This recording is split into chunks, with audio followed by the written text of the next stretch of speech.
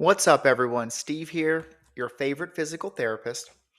So, what I wanted to go over today is a way to save you some money while still hitting the recommended amounts for your daily protein intake as a senior, especially if you're living on a fixed income or fixed, you got a tight budget these days. You're on your social security, maybe you have a pension, but you need to make your dollars last when it comes to your grocery bill. And if we look at the research right now, it's showing us that you should be near 1.5 grams per kilogram of body weight. Right now, here in America, pretty much everything that we do is in pounds. So, for to make things easy, what we're going to do is a 160-pound person would be about 72 kilograms of body weight. Now, again, if you multiply that by 1.5 grams per kilogram, that puts a 160-pound person near, they should be consuming 109.1 grams of protein per day. So this can be actually difficult to hit, and it can also get expensive. So what I did here in this chart is look at some of the common protein powders, and then I went out and looked at the cost of what they would cost on Amazon and some other places. And we have cost, we have grams per serving, total servings, total protein. But what I really wanted to focus on is the grams per dollar. That's the number one thing I wanted to look at. But I also wanted to look at the fat to protein ratios of all these items. So look, when it comes to grams per dollar, the simplest and easiest way to get near that 1.5 grams per kilogram, or 110 grams per day of someone that weighs about 160 pounds, the simplest, most effective way to get there is utilizing a protein powder supplement, right? I mean, all these numbers are between 17 and 23 grams per dollar. And these really aren't even like an amazing sale. They're just your standard cost. If you find things on sale, you can probably get upwards of 25 to 30 grams per dollar of, uh, of dollar spent. So again, protein powders. This is why I recommend almost all my clients should be on a protein powder or a protein drink. I will make a video next looking at some of the common protein drinks that you can make that are pre-made. Um, but right now, this is just the powders and some common grocery items.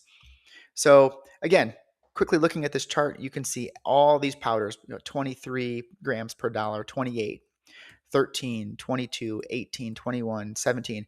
All these are pretty good options. Obviously, some are better than others, but in general, a protein powder or protein supplement is a fantastic idea to help you hit your protein goals.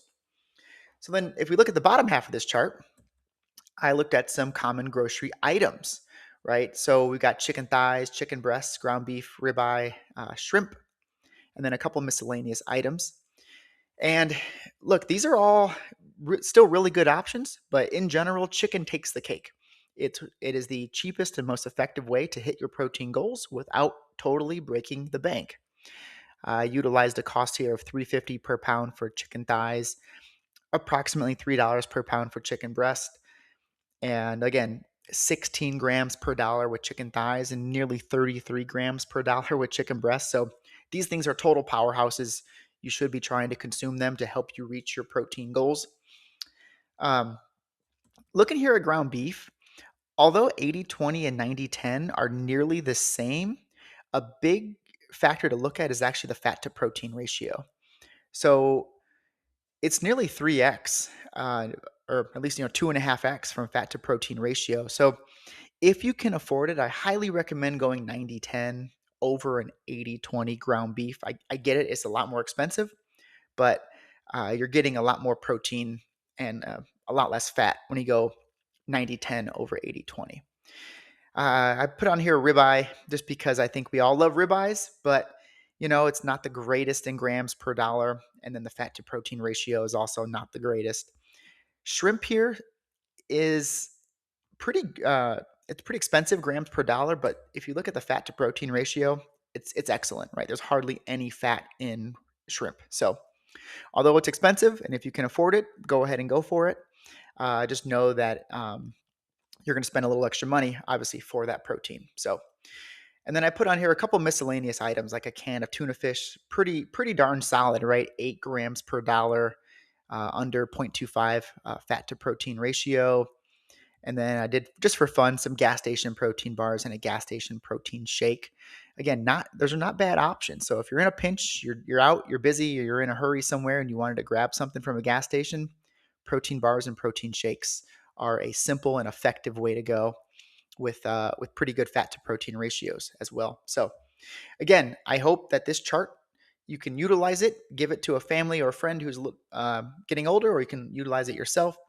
But the take home of this chart is to hit that goal of 1.5 grams of protein per day, per kilogram of body weight.